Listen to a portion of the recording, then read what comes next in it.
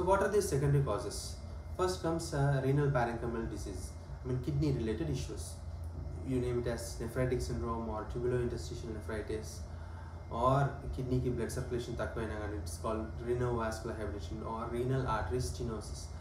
So kidney blood circulation ala enduku takkuvutundi kidney blood vessels lo atherosclerosis, age ఎక్కువ ఉన్న వాళ్ళలో heart blood వెజల్స్లో atherosclerosis ఎలా జరుగుతుందో kidney blood వెజల్స్లో కూడా అథెరోస్క్లెరోసిస్ వల్ల కామన్గా రినల్ ఆర్టరీ స్టెనోసిస్ కావచ్చు. ఇంకా కొంత మందిలో బికాస్ ఆఫ్ ఫైబ్రోమస్కులర్ డిసీజ్ అనే కండిషన్, జెనెటిక్ కండిషన్, అది యంగ్స్టర్స్లో లెస్ దాన్ 40 ఏజ్ గ్రూప్ ఫీమేల్స్లో కామన్గా ఈ ఫైబ్రోమస్కులర్ డిస్ప్లేజియా అనే కండిషన్ వలన బ్లడ్ వెజల్స్ నారో అయిపోతాయి అనమాట. That's called renal artery stenosis. And vasculitis in the renal blood vessels valna kuda it can cause renal artery stenosis. So other than renal parenchymal disease and renovascular diseases, endocrine causes are the very important reasons for secondary causes, secondary hypertension.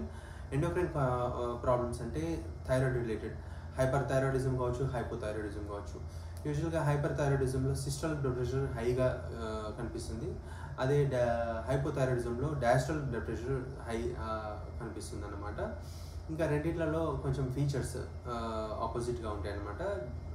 హైపర్థైరాయిడిజంలో heat intolerance ఉంటుంది, థిన్గా ఉంటారు, weight loss అవుతుంది, diarrhoea ఉంటుంది, and skin అనేది మాయిస్ట్గా ఉంటుంది, excessive sweating ఉంటుంది అనమాట.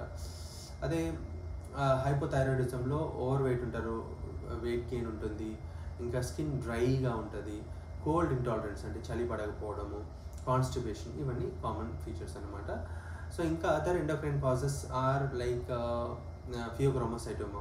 సో ఈ అడ్రినల్ గ్రాంథి అనేది ఎక్సెసివ్గా అడ్రినాలిన్, నార్ అడ్రినాలిన్ హార్మోన్స్, ఈ సింపథెటిక్ హార్మోన్స్ సెక్రెట్ చేయడం వలన ట్యూమర్స్, అందులో సెక్రెట్ చేసే ట్యూమర్స్ వలన ఈ ప్రాబ్లం వస్తుందన్నమాట, ఫియోక్రోమోసైటోమా అనే ప్రాబ్లం.